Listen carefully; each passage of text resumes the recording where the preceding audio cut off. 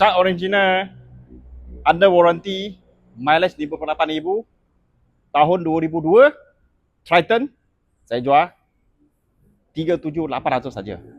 Ni barang jarang jumpa. So bulanan 900 lebih aja. Lepas tu saya review ni kereta, kasih sama follower. Yang belum follow punya, cuba follow. Tak ada juga accident, total loss, banjir punya kereta. Okay, saya review. Okay, ni depan dia. Semua cat original. Everything under warranty. Apa-apa boleh cari Mitsubishi Malaysia. Nanti kita tengok lalaman ni sekarang luar. Okay, cat dia kemas lagi 4 tayar baru. Barang jarang nampak macam ni kemas ni. Mari tengok semua handle. Okay, tapak kemas. Saya follower selalu cakap saya cakap halus itu salah. Dia betulkan saya ayat. Terima kasih itu follower. Kemas. Saya ingat sekarang kemas. Okay, steering kemas juga.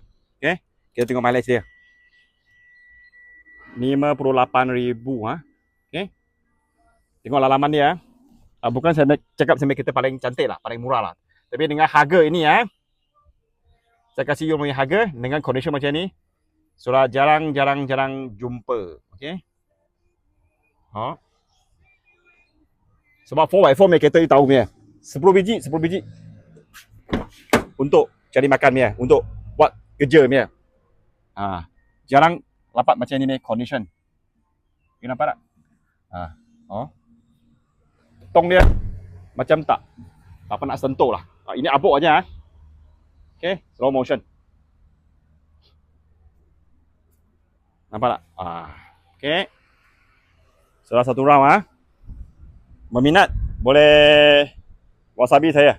Kalau dalam ada kontak mengenai ini kereta bulanan 900 lebih. Kalau buat full loan, apa-apa you tak payah risau punya. Under warranty Mitsubishi. Ini kereta semua kemas.